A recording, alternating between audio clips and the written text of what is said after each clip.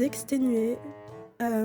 J'ai chopé une angine à la dernière seconde. J'étais censée faire cette vidéo il y a je ne sais pas combien de temps. J'avais mes partiels à réviser, bien sûr. Je suis tombée malade. Étant quelqu'un de très... comment dire Étant quelqu'un de très persévérant, j'ai essayé de faire cette vidéo. J'ai essayé. Voici ce que ça a donné. Ça n'a pas donné grand chose en fait. Ouais. Bref, aujourd'hui je me sens mieux. Avez-vous déjà croisé le regard d'un film romantique dont le personnage masculin principal est un brun ténébreux, / populaire, / riche, / trop âgé, / votre demi-frère? Et ben aujourd'hui, c'est ce que nous allons analyser ensemble. C'est ce que je vais analyser surtout pour vous parce que c'est moi qui ai subi tout ça. Donc comme je l'ai dit, À Contresens, c'est un film romantique espagnol. Je sais pas si vous en avez déjà entendu parler de ce film en 2023, mais moi, ce n'est pas le cas. Le film est originalement adapté du livre Culpa Mia. Les films ne font pas souvent honneur aux livres dont ils sont adaptés, mais après, quand il s'agit de ce genre de film, vu le film, il pourrait être une concurrence à ceux de Colin Hoover. L'histoire débute avec Noah, le personnage principal féminin, et sa mère Rafaela, qui déménage dans un quartier riche parce que la mère de Noah a marié un riche homme d'affaires, je ne sais pas, elle a marié un riche. Noah est pas très contente. Putain maman, tu le fais exprès ou quoi? J'ai pas envie d'aller dans un lycée de Bourges et encore moins que ce soit un inconnu qui me le paye. Ça baisse le ton. Tu baisses le ton. T'es pas un inconnu, je te rappelle qu'on est mariés. Ce serait bien que tu te fasses à l'idée. Pas très contente. Dès qu'ils arrivent, Noah a failli gifler le majordome. Mais Laissez, mademoiselle. j'ai pas demandé. Laissez, je vous dis. Noah, laisse-le, Martin va t'aider. Après, il faut sachez que elle a 17 ans, elle lâche tous ses amis et son copain, surtout Dan. Ils sont toujours ensemble, ils ne se sont pas quittés. Dan, son copain, ils sont ensemble. Au-delà du fait qu'il s'agisse d'un film de merde, il y a de bons sons. On finit par rencontrer malencontreusement le personnage principal masculin de ce film. Sandwich. Oh mon dieu. Putain. J'imagine que t'es la fille de la nouvelle femme de mon père. Un peu de bœuf Black Angus, une soupe de ramen, un strudel aux pommes.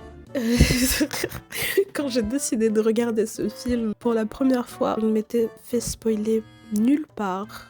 Je n'ai regardé ni description, ni synopsis, ni je ne sais quoi sur internet, sur n'importe où. Je n'ai même pas regardé le synopsis qu'il y avait sur Amazon Prime, parce que j'ai regardé sur Amazon Prime. Du coup, à ce moment-là, je me suis dit, attendez une minute. Et si le film engageait ces deux personnages qui sont censés être demi-frères et demi-sœurs, ils oseraient pas. Non, apparemment, on peut mettre à disposition n'importe quel film sur Amazon Prime gratuitement, donc je savais pas. Bon, ils font connaissance. Nicolas, je suppose. Lui-même. Et toi, c'est quoi ton nom? T'es sérieux? T'es encore là? Noah? Noah? C'est plutôt un nom de garçon. Et personnellement, si je devais ajouter un truc à savoir sur Nicolas, alias Nicolas, c'est que pendant tout le film, ce mec aura la mâchoire serrée, comme s'il posait à chaque instant de sa vie. Ok, si tu veux, gars. Toute la famille se prépare pour aller à un dîner, pour célébrer l'union de la famille. La famille va être unie dans bien d'autres façons que vous ne le croyez. Vous entendez ça? Non, j'entends rien du tout. Noah, tu es superbe. Allons-y.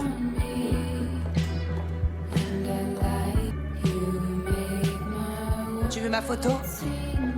Ça c'est bien dit. Ça c'est bien dit. C'est très bien dit. Hein. C'est très bien dit. Avec cette scène au restaurant en famille, on apprend que Nick entretient une sorte d'image vis-à-vis de ses parents. Son père, du coup, et de sa nouvelle belle-mère, du coup, de fils parfait, qui ne fume pas, qui ne se bat pas, qui est très responsable. Et toutes les qualités qu'on pourrait donner à un homme. La soirée se déroule bien, ils passent un bon moment, c'est faux. Ils sont à peine arrivés que les deux, Noah et Nick, s'en vont. Comme Noah est allé au restaurant avec les parents dans leur voiture et que Nick est parti lui-même dans sa voiture, les parents ont demandé à Nick de déposer Noah à la maison puisque c'est censé être sur son chemin. Essayez de faire un effort pour vous entendre. Oui, il a raison, tu peux partir avec Nick sans problème. C'est un conducteur prudent. C'est ce qu'il va faire. Qu'est-ce que t'y connais, toi, à l'amour maternel? Noah finit au bord de la route toute seule la nuit. Noah décide de faire du stop. 20 minutes plus tard, même pas, une voiture passe. Elle décide donc de monter dans cette voiture sans poser de questions parce que c'est exactement ce qu'on devrait faire quand on est tout seul au beau milieu de nulle part. La nuit, en étant une femme. Donc la personne qui a fini par récupérer donc Noah au milieu de la route est donc comme par hasard une personne qui est censée aller à la fête où Nick était censé aller. C'est pour ça qu'il était pressé l'enfoiré. Noah pose cette question au mec qui vient de la récupérer. Pourquoi Nick y va aussi? À laquelle il répond. Y a pas de soirée sans Nick. Noah n'apprend pas de ses erreurs. Elle ne demande pas au gentil monsieur de la accompagner chez elle tranquillement pour qu'elle puisse finir sa soirée tranquillement, loin de la personne qu'elle est censée ne pas aimer, qu'elle est censée presque détester parce que c'est un fils à papa, etc. Elle a essayé de lui citer tous ses défauts, ce qui est une bonne chose, mais elle ne restera pas fidèle à ses convictions. Non, elle décide d'y aller. Une chose qu'il faut savoir dans la mécanique de ce film, c'est que bien que le déménagement devait supposer aussi un changement d'établissement scolaire, donc on pouvait supposer qu'il y aurait des scènes à l'école. Non. Tout ça, non. Non. Aussi, il y a une mécanique de groupe, ce qui n'est pas trop surprenant puisque toute l'humanité a été organisée sous forme de groupe, que ce soit justifié ou non. On a les violets, les bleus, les verts et les rouges. Les rouges étant le groupe dont Nick est le chef. On a les verts aussi. Deuxièmement important, ils sont en compétition. Le chef des verts s'appelle Ronnie et c'est lui là.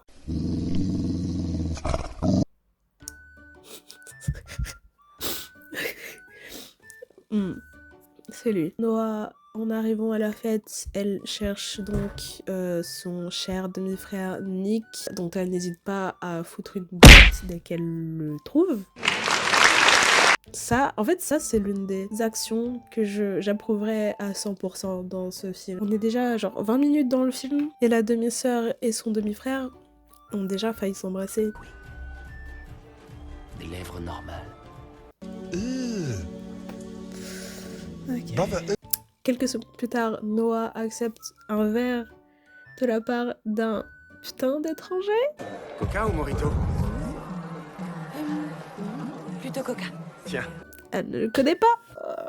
Il faut tout lui dire. Elle le boit. Comme par hasard, le verre contenait de la drogue. Donc Nick se charge donc de ramener Noah chez elle, enfin chez eux dans ce cas-là. Et c'est donc à ce moment-là, quand Noah se met à faire un mauvais rêve, qu'on apprend qu'elle avait un père violent. Le lendemain, c'est sorti à la plage. Noah ne se gêne pas du tout pour mater le fiac de son demi-frère. J'en peux plus de ce film. Bref, elle mate. Le soir même, comme ces gens ne savent pas rester tranquilles, pour à 21h, vous me trouverez dans cet état.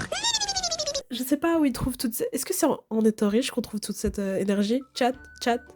Est-ce qu'il faut que je devienne riche pour trouver cette énergie? Ils organisent des courses de voitures. Les seules personnes qui peuvent concourir à ces courses de voitures sont les chefs de chaque groupe en fait. La première course, Nick l'emporte. Entre deux courses, Noah apprend que son petit ami, donc Dan, l'a trompé avec sa meilleure amie. Quoi ce bordel?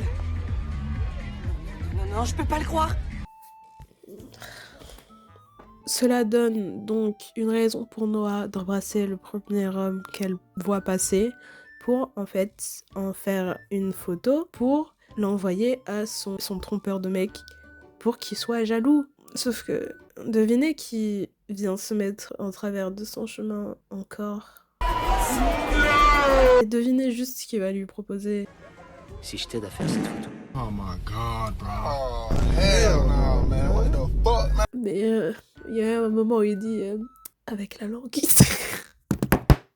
On ne sait pas par quel moyen, mais Noah se retrouve à devoir concourir contre ce mec-là, donc Ronnie. Salut. Vu que t'es une fille, je vais t'offrir 5 secondes d'avance. Mis à part que c'est un gros misogyne et un enfoiré, je sais pas quoi vous dire d'autre. Hé, qu'est-ce que tu fous? Je viens de t'offrir 5 secondes d'avance. Ouais, et je les utilise. Donc Noah y participe, elle fait la course contre lui, elle gagne. Logique. Sauf que comme Ronnie en a une petite, il déclare ça comme de la triche parce que... La finale, c'était entre nous deux. Encore une fois, t'as pas respecté les règles. Donc, baston. Le lendemain, on apprend qu'il y a un événement important pour le père de Nick, qui est censé se passer du coup le soir même. Sauf que Nick, depuis cette bagarre, a disparu.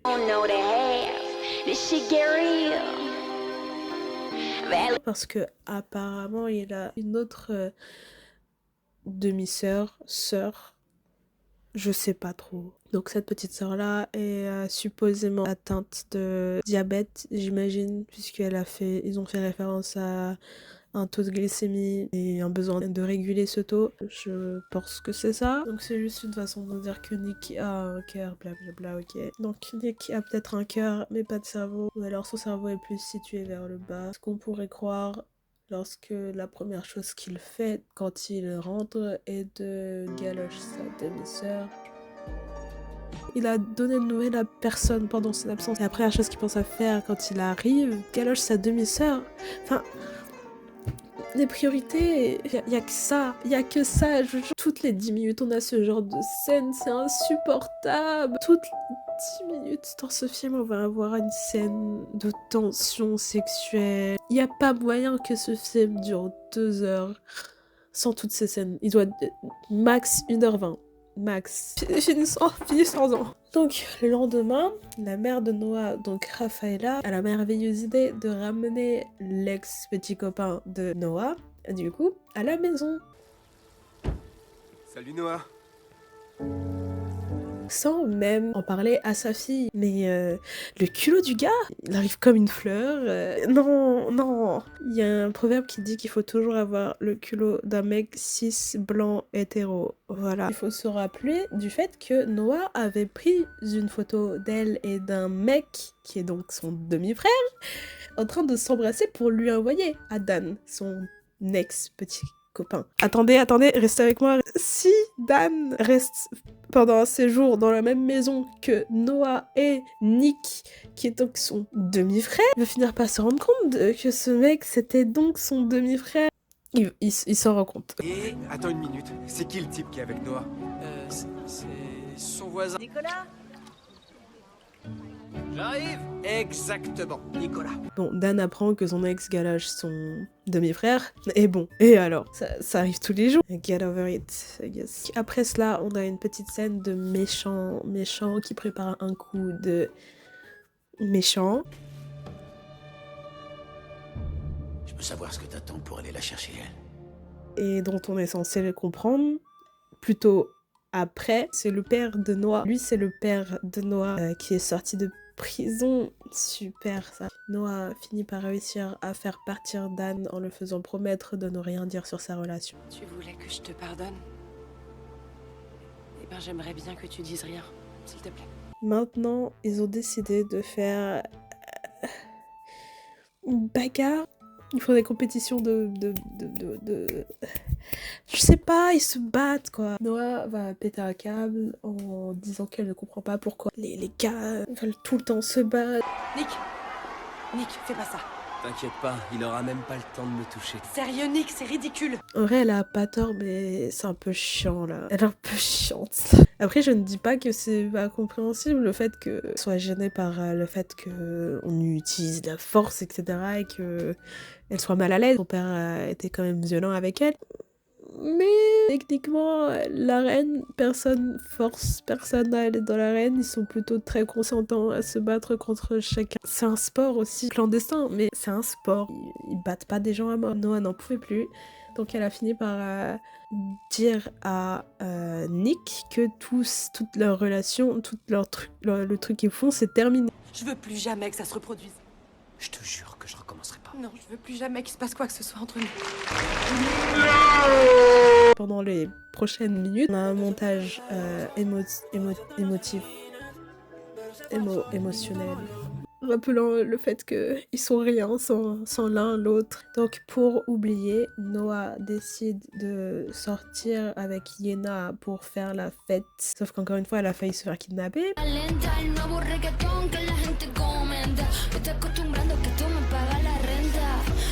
Sauf que Nick, tel le vaillant chevalier blanc de cette histoire, vient à la rescousse de Noah. Je suis parfaitement en état de conduire. Ils finissent par dormir dans le même lit. Mais le lendemain, comme Nick est très intelligent dans sa tête, il se dit « Ah, peut-être qu'il faudrait que je retourne dans ma chambre pour éviter qu'on se fasse cramer par nos parents. » N'est-ce pas? Eh ben, trop tard. Noah, t'aurais pas vu? Papa?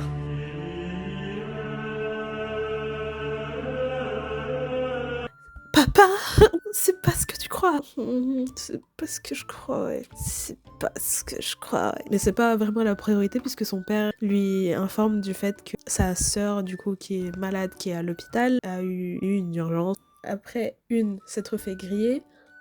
Et deux, avoir été appelé en urgence parce que sa sœur était dans un état alarmant. Il décide de... Si c'est notre dernière fois, alors autant que ce soit également la première. J'en peux plus. La chanson est fait.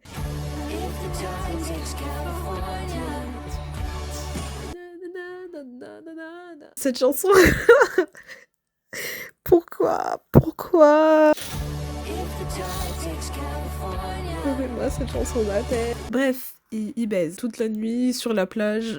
Déjà, pense même pas mettre une putain de serviette de plage pour éviter qu'il y ait du sable partout. Mais vas-y, qu'est-ce que j'y connais, moi? Qu'est-ce que j'y connais? Après ça, vous imaginez bien ce qui se passe avec Noah. Elle se fait kidnapper. Do I hate men? No. That's a lie. Le père de Noah qui l'a kidnappé. Et il nous sort une excuse de merde. Littéralement, il demande une rançon parce qu'il veut pas les voir heureux quand lui, il est pas heureux. Pourquoi tu faisais ça? Et puis j'étais heureuse. Bien sûr, oui, moi aussi. Mais non, au diable le championnat, ma carrière, au diable tout le reste. Tu sais Qu'est-ce que tu présent, sais? le passé, Qu'est-ce que ça des fait années, de ne pas avoir des touché un années, volant? sans Pardon, toucher un qu'est-ce que putain ça de volant. Oh, chill. Bref, une course-poursuite s'entame. Ils finissent par tuer le père de Noah qui l'avait pris en otage. Et tout est bien qui finit bien. Ils recouchent ensemble. C'était long. C'était vraiment long à regarder la première fois. J'étais malade, donc j'ai failli m'endormir plusieurs fois. Ah bref, j'espère que cette vidéo vous aura plu et que vous aimez ce format. J'ai essayé. Je pense que je m'améliorerai plus les prochaines fois. Plus jamais je regarderai ce film. J'ai acheté un abonnement pour regarder ce truc. Je pense que je pourrais être plus énergique les prochaines fois, mais là, je suis encore un peu malade. Et puis, ouais, baisez pas vos demi-frères et demi-sœurs et tout. Bisous. Oh no, they have. This shit get real. Valley girls giving blowjobs for Louboutins. What you call that? Head over heels.